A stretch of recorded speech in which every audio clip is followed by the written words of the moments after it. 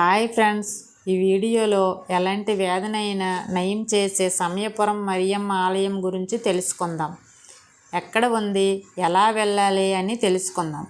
ఈ ఆలయం తమిళనాడులోని తిరుచినాపల్లికి సమీపంలో ఉన్న సమయపురంలో ఉన్నది. ఇది శ్రీరంగానికి 10 కిలోమీటర్ల దూరంలో ఉంటుంది. తిరుచినాపల్లి రైల్వే స్టేషన్కి 16 కిలోమీటర్ల దూరంలో ఉంటుంది. ఈ ఆలయం భారతదేశంలోనే అత్యంత పురాతనమైన ప్రసిద్ధిగాంచిన దేవాలయాల్లో ఒకటి. తమిళనాడులో పళని తరువాత అత్యంత సంపన్న ఆలయం సమయపురంలోనే మరియమ్మ ఆలయం అని చెబుతారు. ఈ ఆలయం టైమ్స్ ఉదయం 5 నుండి 1 గంట వరకు, మధ్యాహ్నం 2 నుండి రాత్రి వరకు దర్శనాలు ఉంటాయి ఫ్రెండ్స్. ఇక్కడ దర్శనానికి ఉచితం మరియు 50 రూపాయలు, 100 రూపాయల టికెట్స్ ఉంటాయి. మేము 100 రూపాయల టికెట్స్ తీసుకొని వెళ్ళాము. ఈ లైన్లోనే వెళ్ళాము ఫ్రెండ్స్.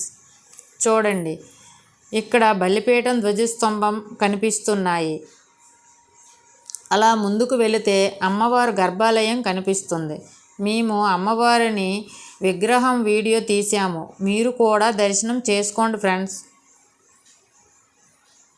ఈ ఆలయంలో పెయింటింగ్స్ చాలా అద్భుతంగా ఉంటాయి, చూడండి ఫ్రెండ్స్.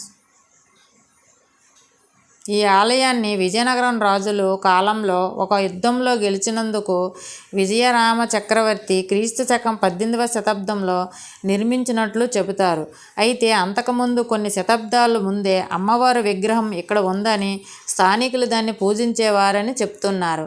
ఈ అమ్మవారిని మహాకాళి లేదా దుర్గాదేవిగా కొలుస్తారు. ఈ విగ్రహాన్ని ఇసుక, బంక, మట్టితో తయారు చేస్తారు. అందుకే ఇక్కడ అమ్మవారికి అభిషేకం ఉండదు. ఆ తల్లి పోలికతో ఒక చిన్న రాతి విగ్రహం ఉంటుంది. ఈ విగ్రహానికి మాత్రం అభిషేకం చేస్తారు. మంచి జీవితం కావాలన్నా, మంచి భవిష్యత్తు బాగుండాలన్నా, మంచి ఆరోగ్యం చేకూరాలన్నా ఈ అమ్మవారిని దర్శించుకొని మొక్కుకుంటే అన్ని కోరికలు నెరవేరుతాయని భక్తుల నమ్మకం.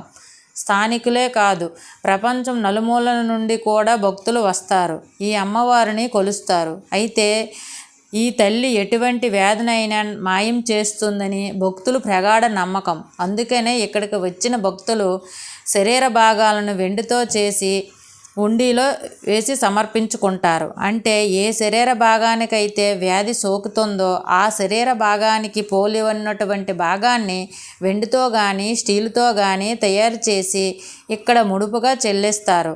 అలా చేస్తే వారికి ఉన్న వ్యాధి నయమవుతుందని ప్రజల గట్టి నమ్మకం.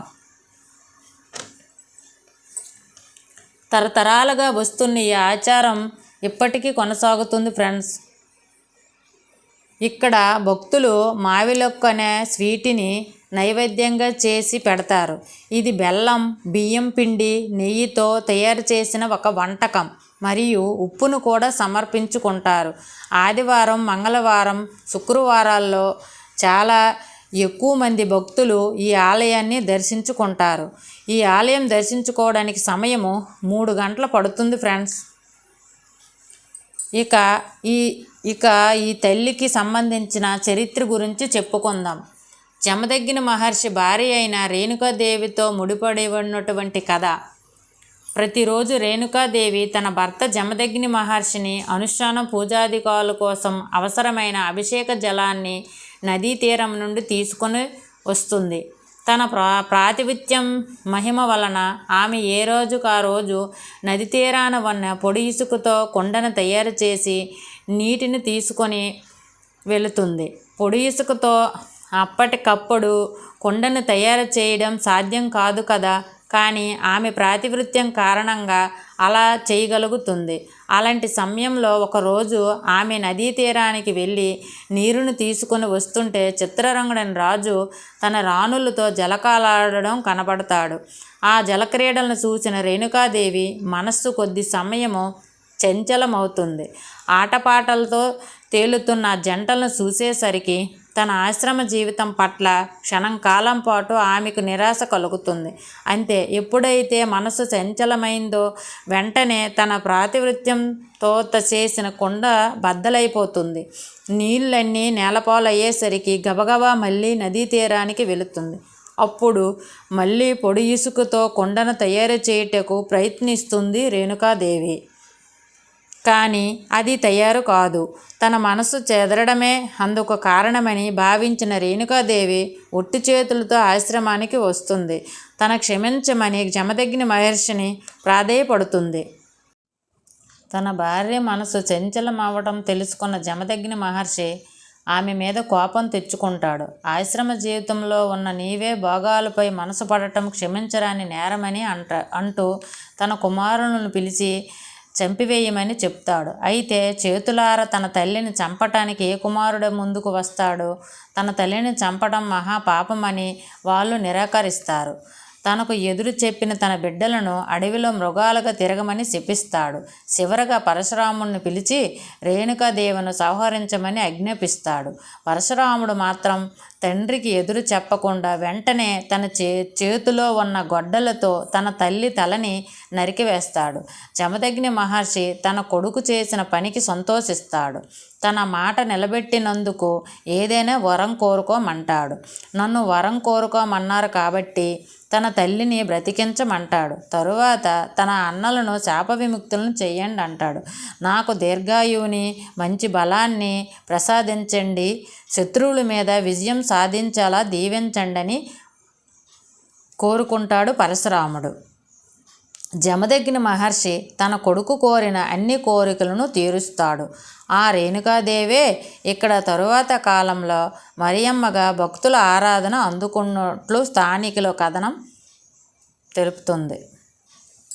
ఇక అదేవిధంగా ఈ అమ్మవారు విగ్రహం రావటానికి ఇంకో కథనం కూడా వినిపిస్తారు. వాస్తవంగా శ్రీరంగంలోని రంగనాథస్వామి ఆలయంలో ఉండేదని, అయితే ఆ ఆలయం పూజారికి తరచుగా ఏదో ఒక వ్యాధి వచ్చేదని, అందుకు ఈ విగ్రహమే కారణమని ఆ ఆలయం నుండి ఆ విగ్రహాన్ని తొలగించవలసిందిగా సూచిస్తారు. అలా తొలగించిన విగ్రహం ప్రస్తుతం సమయపురంలో ఉన్నది. ప్రస్తుతం అదే దేవత ఏ వ్యాధినైనా తగ్గించే శక్తిగల దేవతగా పూజలందుకుంటుంది.